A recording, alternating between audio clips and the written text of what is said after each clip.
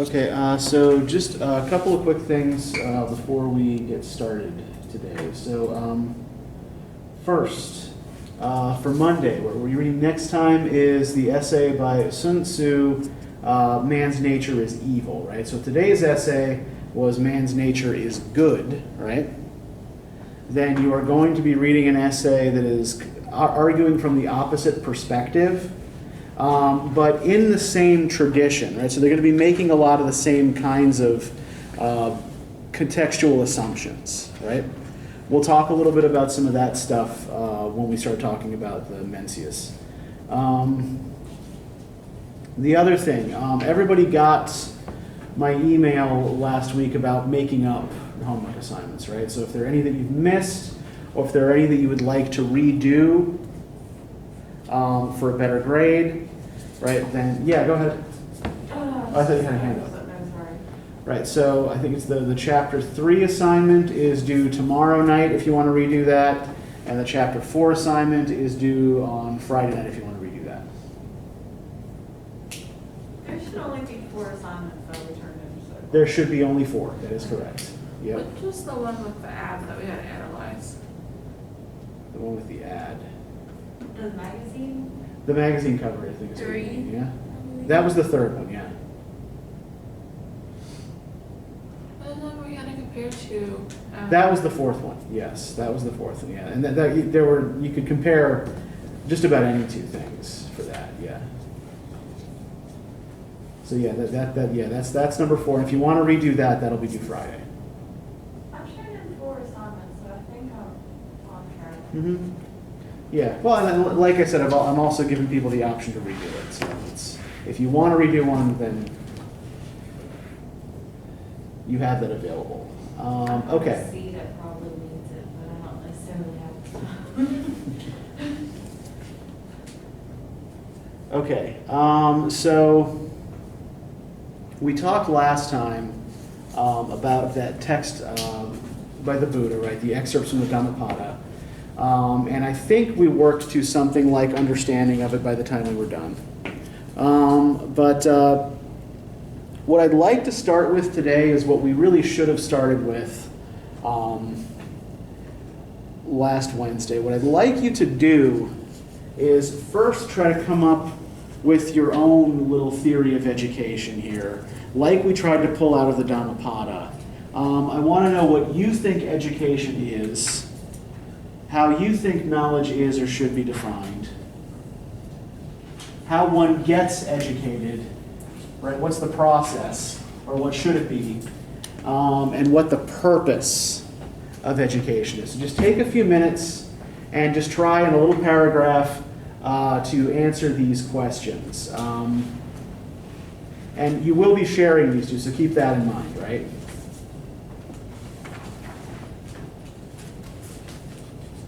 And just take your time.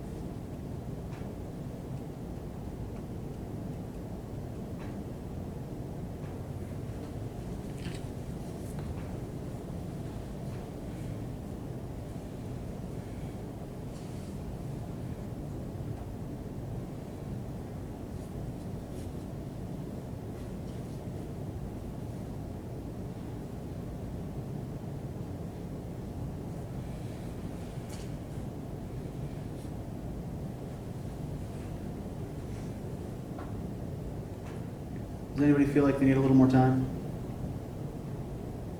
Okay, yeah, take a couple more minutes.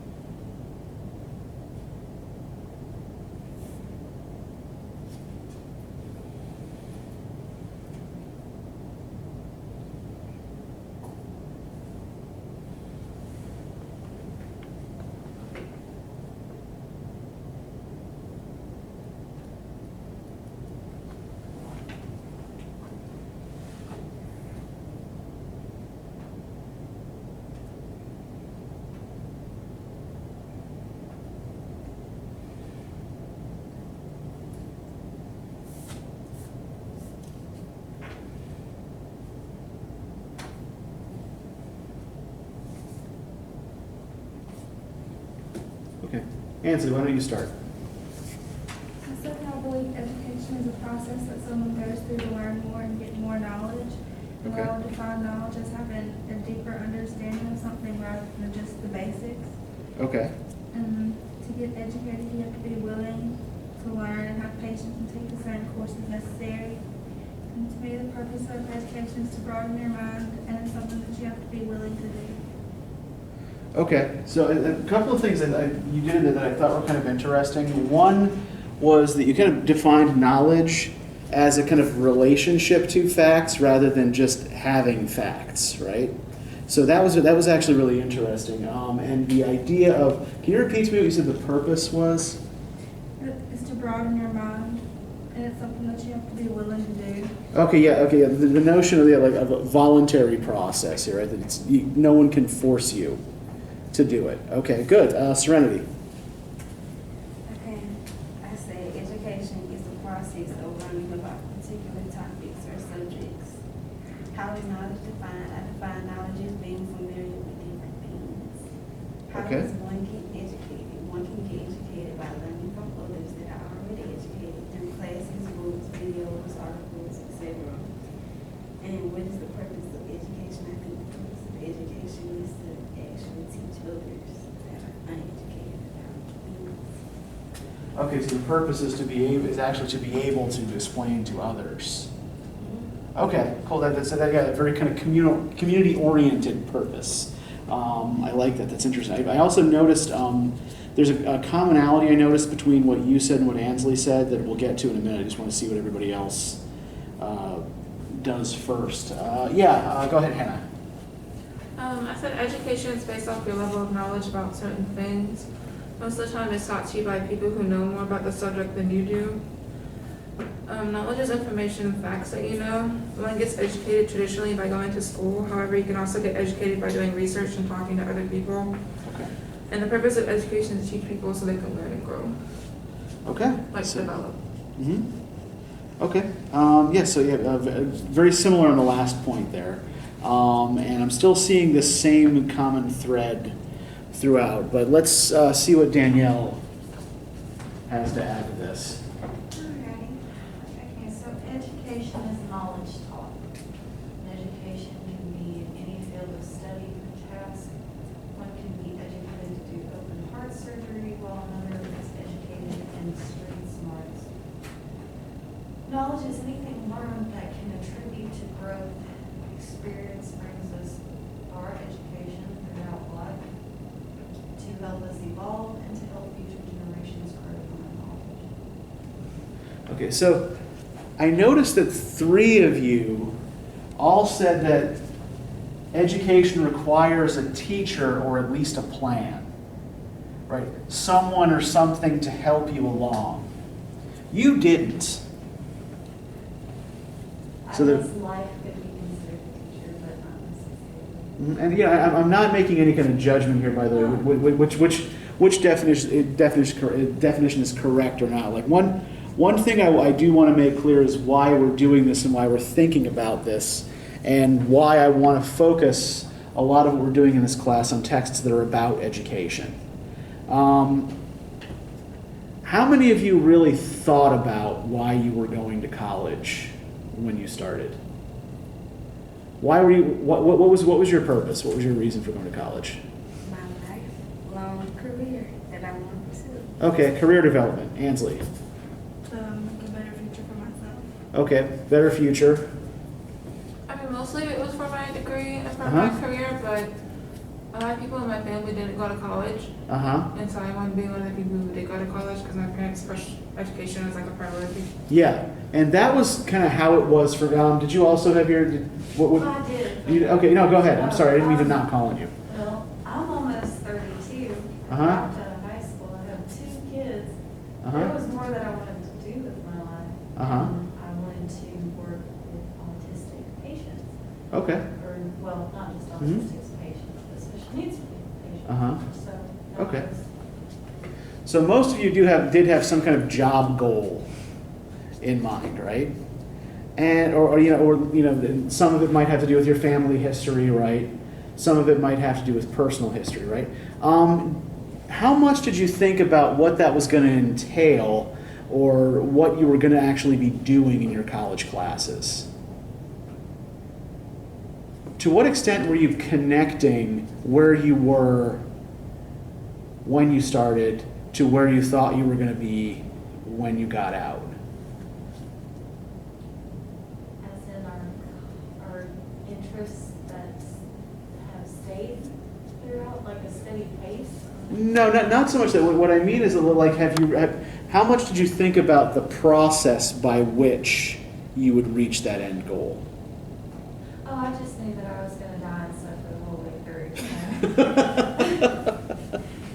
Okay, yeah, like the point I'm trying to make here, though, right, is like typically, like, American students go to college either because it's the next step after high school, or because we need some kind of credential to get some kind of job, right?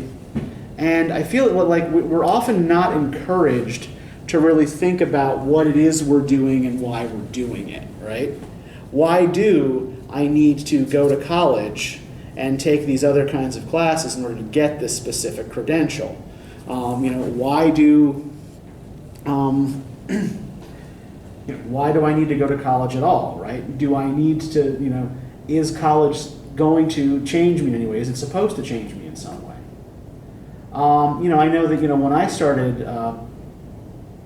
as a freshman, I did it because, as Hannah's situation was actually kind of similar to mine. I come from a working class family, and my parents funneled me into the academic track when I was young, right?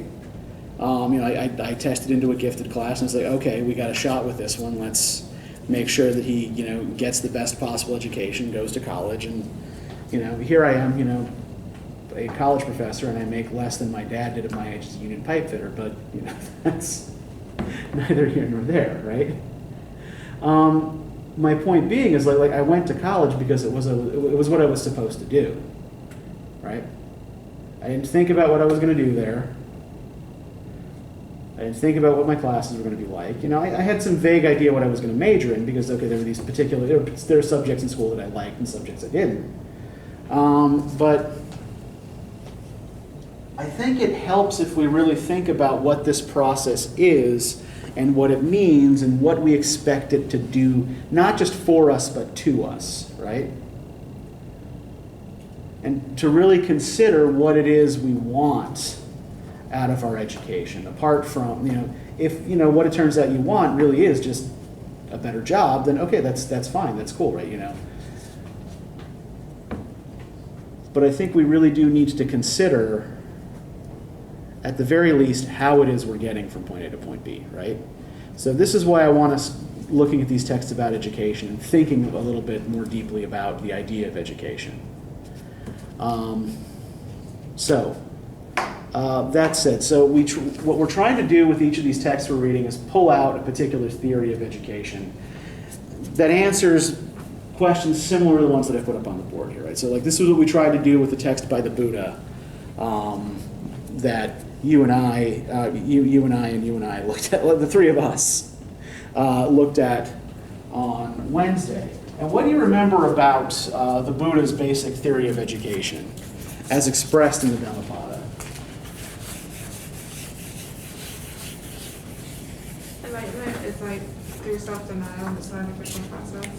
Yeah, okay, so the process, you get enlightened, right, through self-denial.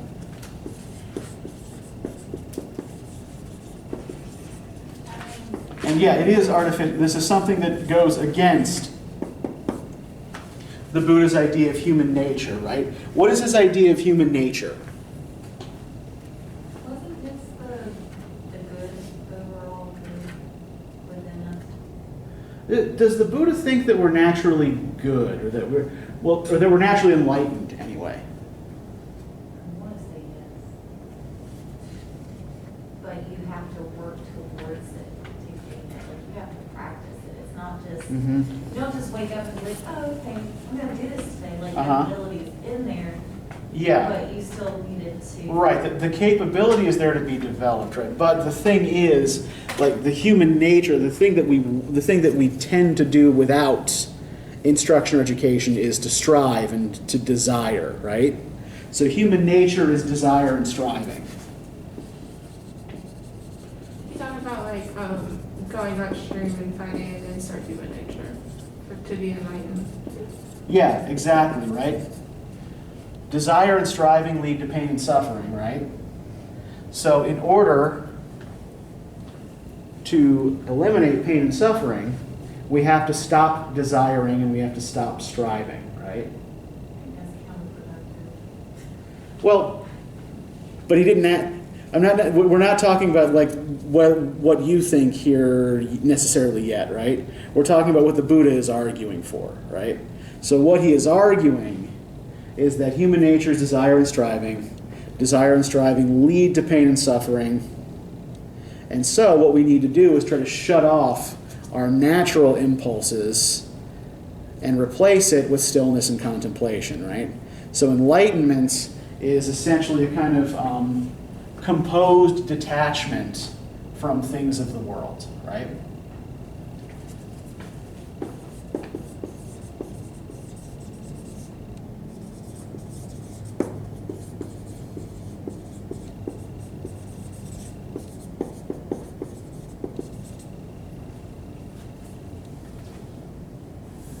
So the end goal there, right? The end goal is to detach yourself from worldly things. That is, I'm sorry? I would say, couldn't knowledge also be like what we talk about, like awake versus asleep? Yeah, he uses the awake and asleep metaphor a lot, right? Yeah, the enlightened person is awake.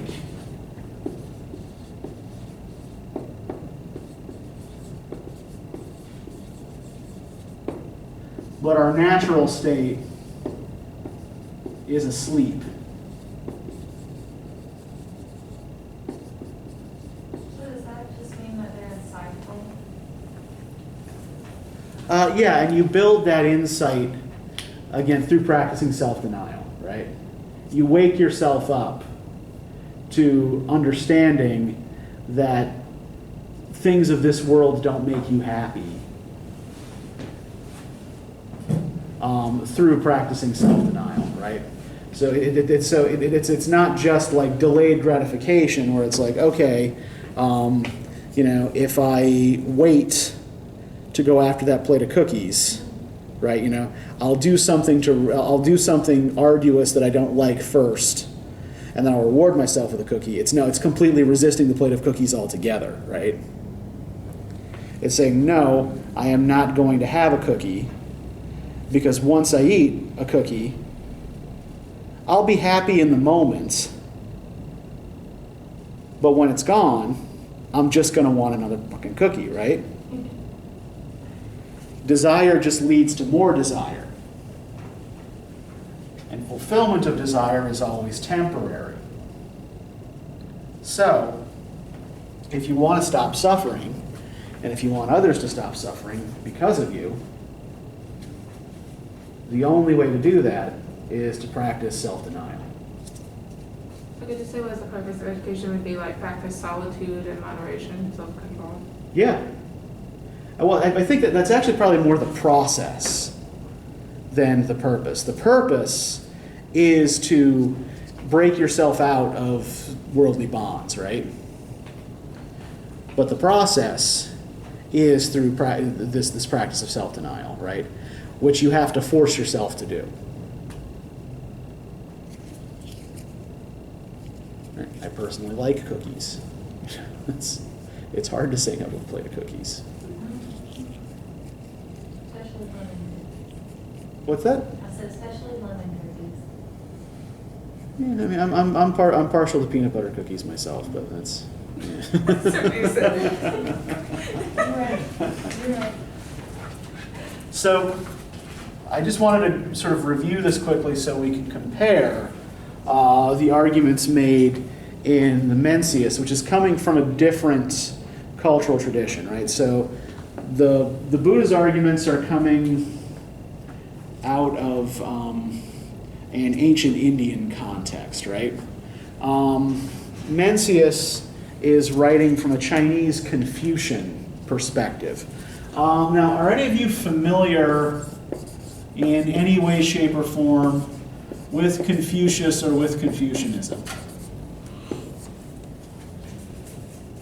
Okay, you've heard the name. I think I've done a few excerpts on them, but Okay, yeah, maybe somebody. nothing that pertained. Yeah, somebody might have assigned you some portions of the Analects or something in another class. Yeah, okay. I think he was in my World Civ recently. He probably was. That is a safe assumption. I teach him in World Lit 1 as well. Yeah, so Confucianism arises out of a period of social instability in Chinese history. So an empire or an imperial dynasty that had ruled China for hundreds of years at that point begins to fall apart. And so Confucianism originates as a means of promoting stability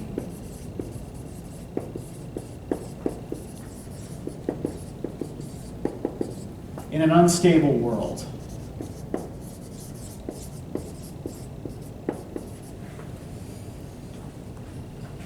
And the whole belief system,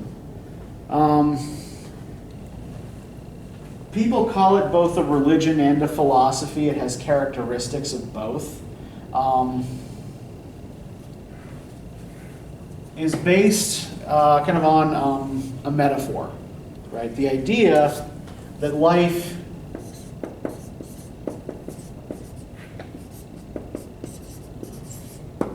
is a ritual. So what is a ritual? Think about that for a minute. How would you define a ritual?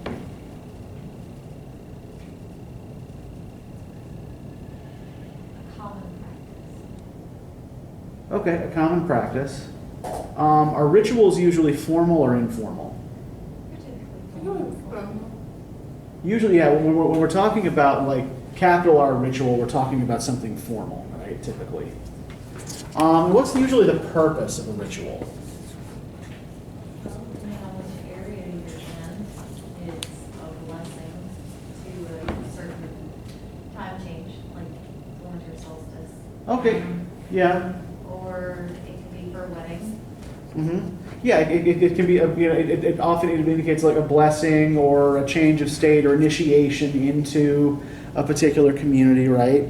So it usually has some sort of purpose. It's like to do with tradition. That's how I think of it. Yeah, they're often they're traditional. They're handed down, right? People typically don't make them up. Well, someone made it up, but they choose to generally, follow it. yeah, generally someone a long time ago. And even if it was made up recently, people tend to pretend it was made up a long time ago, right? And yeah, so generally the idea is to reinforce community ties and get in touch with some kind of higher power, right? So think of a common ritual. Think of like maybe something like a wedding. What if the best man forgets the ring? Okay, yeah, it's bad luck, right? What if the couple wrote their own vows and the bride forgets hers? Yeah. What if what if the priest or the rabbi shows up drunk? He needs a replacement. Yeah, well, but like the basic idea I'm trying to get across here is that there are all these people who participate in the ritual, right? Everybody's got a role they have to fulfill. And if somebody steps out of line, right? If somebody doesn't fulfill their part, then the ritual crumbles, right? The ritual goes wrong.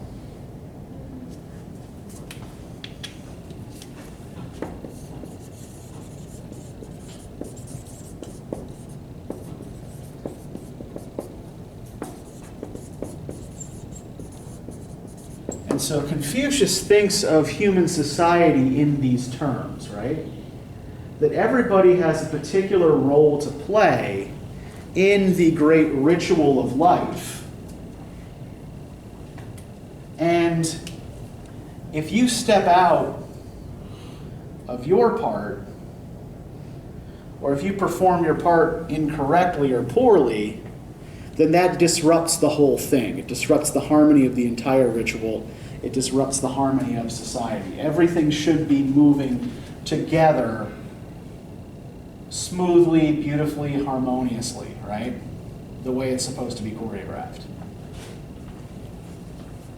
And so, what this means is that, on the one hand, social position becomes very important in Confucian thought.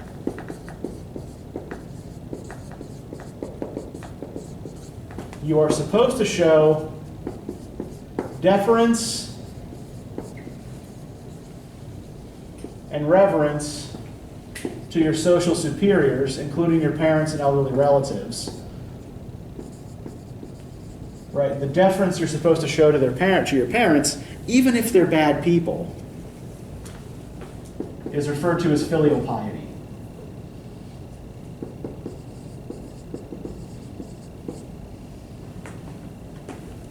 You are also supposed to show benevolence and generosity to your social inferiors.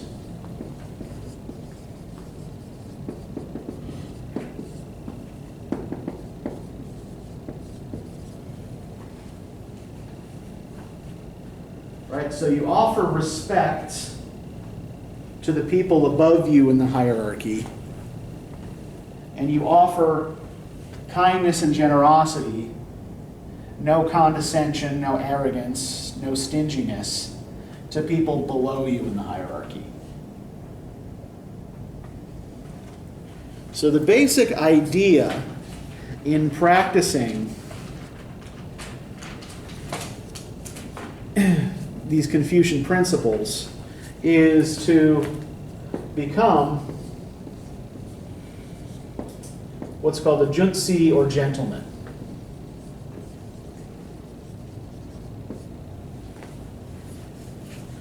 And a junzi practices li or ritual in order to cultivate ren or humanity, right? You don't study and practice, you don't study and engage in ritual practice just for your own, for shits and giggles or because you're expected to. You do it because doing so is supposed to make you a better person, or is supposed to cultivate your feelings of benevolence and compassion. It's supposed to make you feel like you are connected to other people, right? So what matters most in Confucianism is your connections to other people, right? That's what's most important here. Individualism, like it's not an individualistic philosophy. All right, community matters more. So Mencius is arguing from a Confucian perspective. He's making Confucian assumptions. But one question that Confucius doesn't take a position on is whether or not human beings are innately good or innately bad.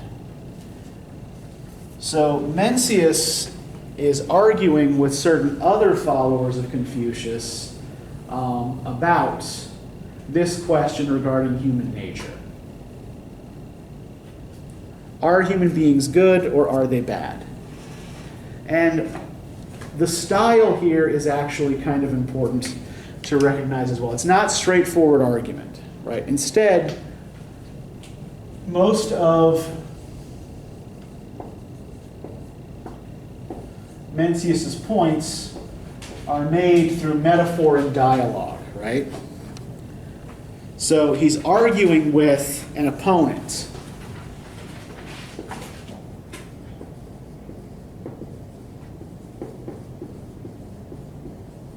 Who throughout most of this is this other philosopher, Master Cao. So he's done that for 10 argument in the shower? Sort of. I mean, this is common in Western philosophy too. Plato's dialogues are set up the same way, right? So Plato always has Socrates voicing his arguments against an opponent, right? Philosophical dialogues actually have a long tradition, and they're not specific to one culture. They seem to be pretty common in a variety of cultures. And so both of these disputants are using metaphors to make their points. But usually what happens is that Mencius builds on or corrects Cao's metaphor.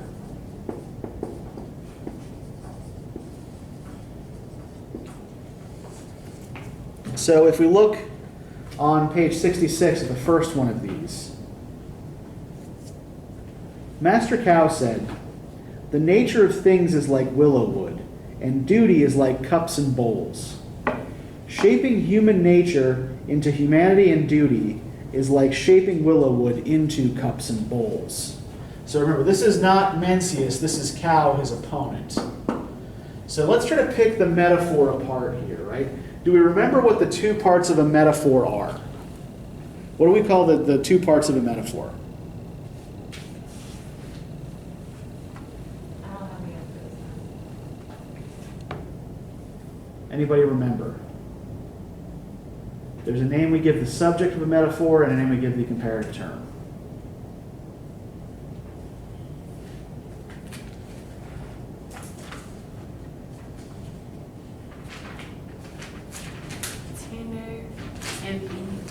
Yes, tenor and vehicle, good. And which is the subject and which is the comparative term? Tenor is the subject. and Yes. comparative is the vehicle.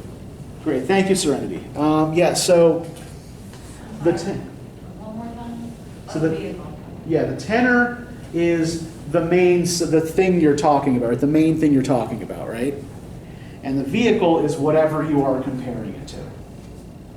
So, in this simile here, right? The nature of things is like willow wood, and duty is like cups and bowls.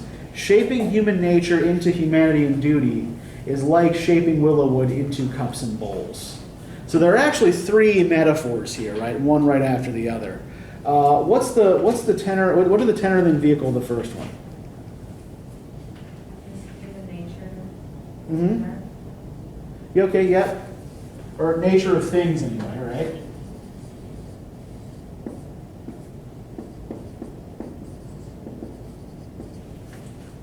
And what's it being compared to? The nature of things is like willow wood, and duty is like cups and bowls. A little bit. Yeah. Nature of things is the tenor. Willow wood is the vehicle. And duty is like cups and bowls. Yeah, go ahead. Tenor. Yep.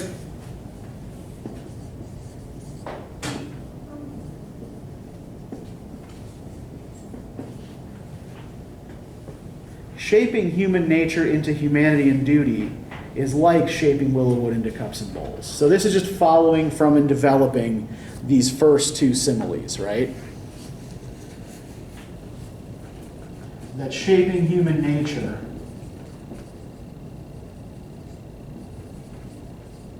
is analogous to shaping cups and bowls.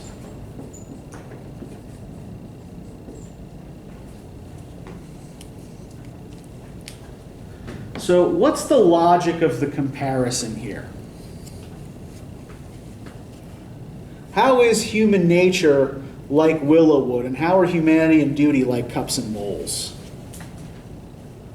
Well, if I don't remember willow trees correctly, they're very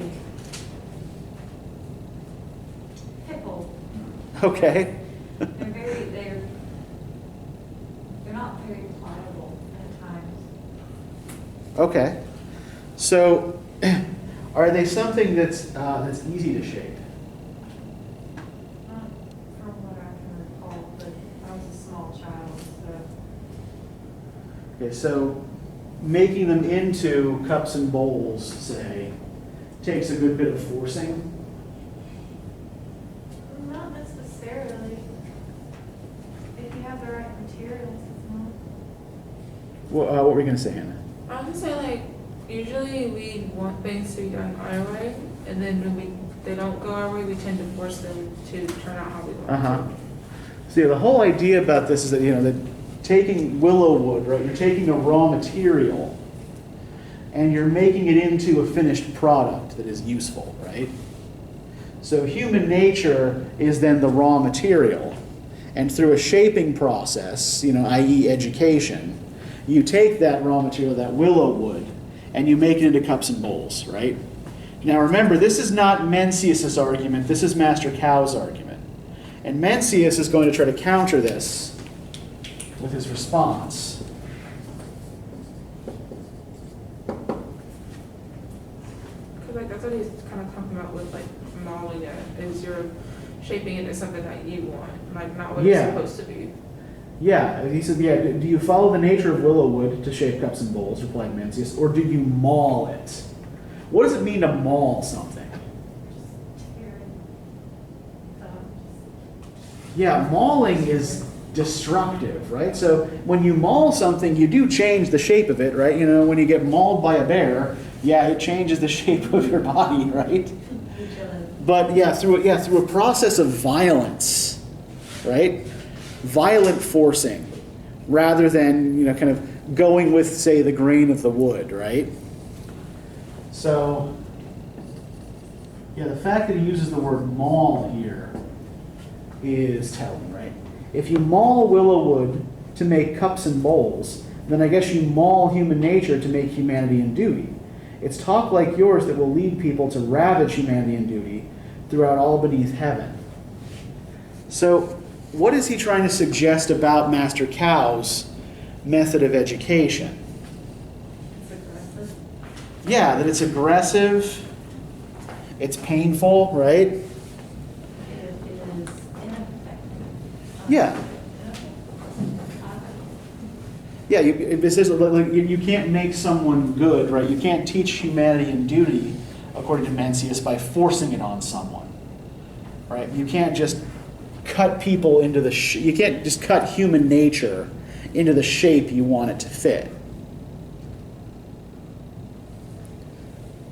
If that's what you're doing, then you're taking perfectly good willow wood and you're just mauling it. You're just ruining it.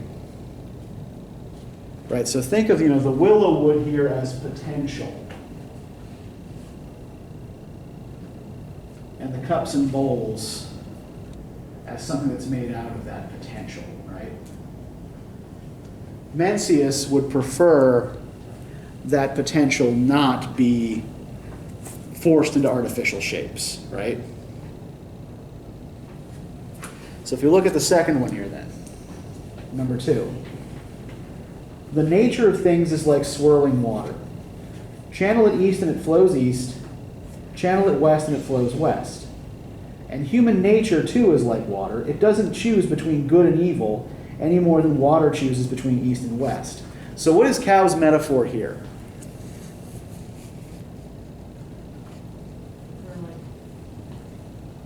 What two things are being compared? Oh, okay. I thought you were looking for, okay, just, water. Okay. Human nature. Okay, yeah. Human nature is the tenor and water is the vehicle, right? Okay, so how is human nature like water according to Master Cow? It's easily swayed in the direction you'd like it to go. Yeah, it doesn't go, he's arguing that it doesn't go in any particular direction on its own, right? It doesn't go in any particular direction naturally. At least if you're talking about like a north, south, east, west grid, right? If you dig a trench that leads east, the water will flow east. If you dig a trench that flows west, the water will flow west, right? The water will simply go where it's directed. So water requires this kind of intervention on the part of a human being in order to choose a direction. And Mencius replies, it's true that water doesn't choose between east and west, but doesn't it choose between high and low? Human nature is inherently good, just like water flows inherently downhill. There's no such thing as a person who isn't good, just as there's no water that doesn't flow downhill. Yeah? I thought you said you refused to answer that question. That humans are either good or bad. No, Confucius Oh, okay. didn't answer that question. And it's not that he refused, he just didn't cover it, right? It's just not something it's not something you find in the works that are attributed to him. I'm losing count yeah, on yeah. people's time. So Mencius and Cao are both followers of Confucius. Cao is arguing, well, what does Cao seem to be arguing about human nature? Does he think human nature is good or evil or something else, do you think? I think he thinks it is easily influenced. Okay, easily influenced, it needs to be influenced, right? Think about this whole thing about channeling water, though, right? The whole idea here is that water doesn't do anything on its own, right? That's what he's arguing, is that water doesn't go anywhere on its own. Is that suggesting good or evil? Yeah, that human nature is basically neutral, right? Is Cow's argument. It's not good or evil. It's completely dependent on environmental influences, right? I think he's trying to argue that it has both aspects. It's not just black or white. There's like a gray area in between, and that's what human nature falls into. Yeah, exactly. Human nature is that gray area for Cow, right? Mencius is trying to argue that human beings are good. And that's what he's trying to demonstrate with the water flowing downhill response, right? Cow, you're right that on a flat surface, water will only go where it's channeled, right? But introduce high and low into the equation, and the water definitely makes a choice, right? Water will always flow down. Water always takes the path of least resistance. So just as water does choose a direction and always chooses the same one, always chooses down, human beings, left to their own devices, will always choose the good. Human nature is good inherently, right? Now, to follow up on this, he says, think about water. If you slap it, you can make it jump over your head.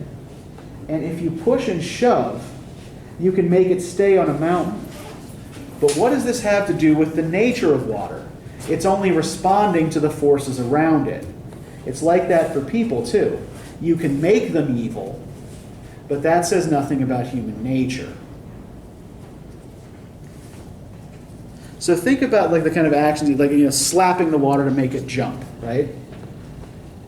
Pushing and shoving to make the water stand. I guess he's talking about like damming up a river, right? So you can temporarily interrupt the flow of water, right?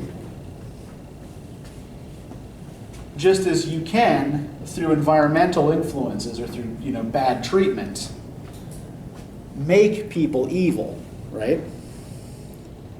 But what he's arguing is that it's the forcing that makes people evil, right? Forcing them into patterns, forcing them into particular situations or places, right? And that given the chance to go back to a state of equilibrium, they'll start flowing downhill again. Given the chance to go back to a state of equilibrium, they'll return to the good.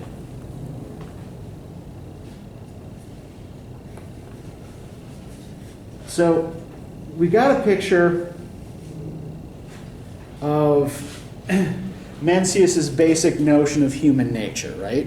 Essentially what this argument between Cow and Mencius comes down to is what in contemporary psychology is the nature versus nurture debate, right? With Mencius taking the side of nature, right, that human beings do have an innate capacity for good or evil. Mencius argues for good. And Cal arguing that human beings aren't one way or the other until you make them that way.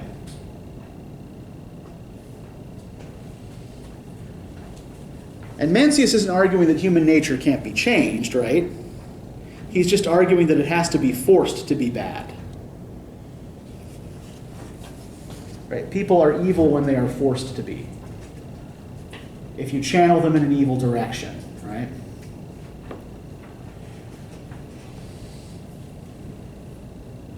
Adept Kung Tu said, Master Cow said, human nature isn't good and it isn't evil. There are others who say human nature can be made good and it can be made evil. That's why the people loved goodness when Wen and Wu ruled, and they loved cruelty when Yu and Li ruled. And there are still others who say human nature is inborn. Some people are good and some evil. That's why a Sang could have Yao as a ruler, a Shun could have blind Purblind as his father, a Lord Ji of Wei and Prince Pecan could have the tyrant Zhao as their nephew and sovereign. But you say human nature is good. Does that mean all the others are wrong? So, what's the argumentative strategy? You don't have to know who all of these people are, by the way. Just know that they're figures from Chinese legend and history, right? What is the argument that Mencius' opponent is trying to make? From what principle is he trying to argue? I've never got that they kind of just went with what they were told at that time. Yeah, so it's what we call, it is like what we call an argument from authority, right? And what Adept Kung Su is saying is that this is what the authorities say. Are you saying, Mencius, that they are all wrong, right? So he is citing other sources, right, in order to make his argument. But you say human nature is good. Does that mean all the others are wrong? We are by constitution capable of being good, replied Mencius. That's what I mean by good. If someone's evil, it can't be blamed on inborn capacities. We all have a heart of compassion and a heart of conscience, a heart of reverence and a heart of right and wrong. And a heart of compassion is humanity, and in a heart of conscience is duty, and a heart of reverence is ritual, and in a heart of right and wrong is wisdom. Humanity, duty, ritual, wisdom, these are not external things we meld into us. They're part of us from the beginning, though we may not realize it. Hence the saying, what you seek you will find, and what you ignore you will lose. Some make more of themselves than others, maybe 2 or 5 or countless times more. But that's only because some people fail to realize their inborn capacities. The songs say, heaven gave birth to humankind, and whatever is has its own laws. Cleaving to what makes us human, people delight in stately integrity. Of this, Confucius said, whoever wrote this song knew the way well. So whatever is must have its own laws, and whenever they cleave to what makes us human, the people must delight in stately integrity. Now, yeah, go ahead, Hannah. Okay, so this is gonna sound kind of weird, but I like watching and listening to true crime podcasts and stuff. Okay. And so there was this one guy, and he would kill serial killers. Uh-huh. So in his mind, that made him right. So he thought he was doing good by killing all these killers, but in a way he was still being bad by killing Right. people. On the one hand, he's promoting social disorder by taking the law into his own hands. And he is Because he taking thought he was another doing person's better, life, but yeah. he was also Yeah. contributing to the problem of killing people. Yeah. And I think, so that is, I'm trying to think how to, yes. So I think what Mencius would say is that even the serial killers that this guy murders had the capacity for being good. That everyone is capable of being good. And if we're not good, then it's because something has happened to us or been done to us to make us not be good, right? Somebody like Master Cow has tried to shape us into cups and bowls, and that screwed us up. People can twist the definition of good, because like I said, for Uh-huh. him, he thought he was Sure. doing good. Uh-huh. So he could twist the version of good to be what you Oh, sure. But I think Mencius is actually dealing with a pretty specific definition of good, right? This Confucian definition of good that has to do with proper ritual and social behavior and cultivating your compassion and humanity, right? So it is actually kind of a less abstract idea of good than we're often used to. It is culturally and philosophically specific. Although a lot of the effects, we would recognize, right? Somebody who does the right thing in a Confucian sense promotes compassion and kindness and social harmony, right?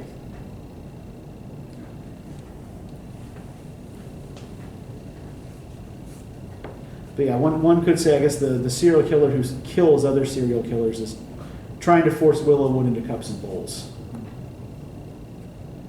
But I think the thing I wanted to note about this, number 6 here, right, is that,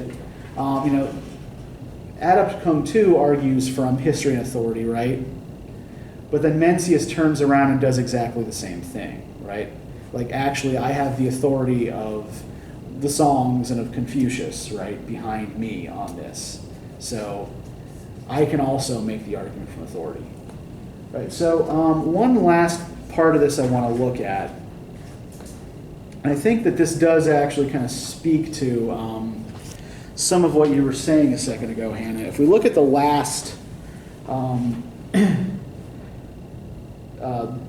little parable here on number 8 on page 68. Right.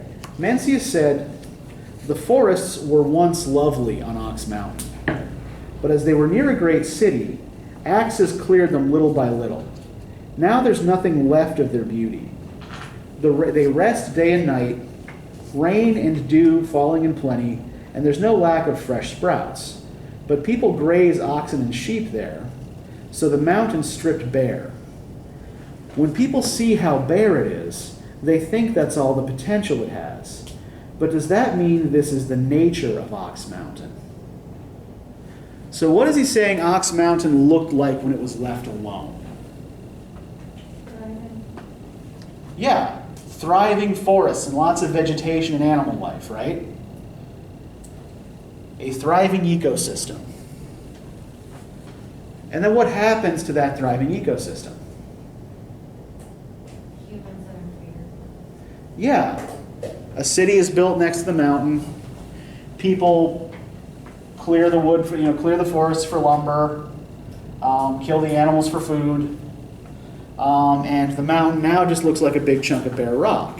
And it stays that way because people are grazing their livestock there, right? So any little sprouts that come up get eaten.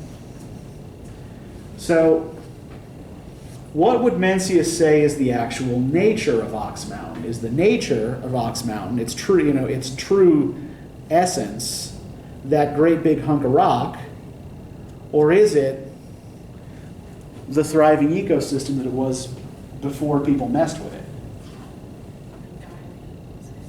Yeah, like that's its capacity, right? It has the capability to be that beautiful lush green mountain again. But due to environmental influences, it's not, right? Without the heart of humanity and duty alive in us, how can we be human? When we abandon this noble heart, it's like cutting those forests. A few axe blows each day, and pretty soon there's nothing left. Then you can rest day and night, take in the clarity of morning's healing chi, but the values that make you human keep thinning away. All day long, you're tangled in your life. If these tangles keep up day after day, even the clarity of night's healing chi isn't enough to preserve you. And if the clarity of night's healing chi isn't enough to preserve you, you aren't much different from an animal. When people see you're like an animal, they think that's all the potential you have. But does that mean this is the human constitution? With proper sustenance, anything will grow. And without proper sustenance, anything will fade away. Confucius said, embrace it and it endures. Forsake it and it dies. It comes and goes without warning, and no one knows its root. He was speaking of the heart. So the basic idea here, right, is that if we want our inner selves to be these lush, vibrant ecosystems, right, and not these barren hunks of rock, we can't just rely on our capacity for good, right? We have to practice what is good. We have to study and educate ourselves about what is good. Not to become good, but to remain good, right? Because the forces around us are going to try to turn us into animals, right? The forces around us are going to try to make us evil. And so if we do not know the good from the evil, and we do not practice the good, then we fall victim to evil. Though, of course, we always have the capacity to bring ourselves back, right? Okay, so does this make sense to everybody? So next time, we're going to be looking at a different perspective that's arguing from the same basic set of principles here, right? So remember that by and large, Mencius and Sun Tzu are making the same assumptions about culture, but they're coming to very different conclusions from those assumptions, right? This is underlying Sun Tzu's argument as well. But he argues that all of this is necessary because not because human beings are good, but because they're evil. All right, so I'll let you go with that. Have yourselves a good weekend, and we'll see you on Monday.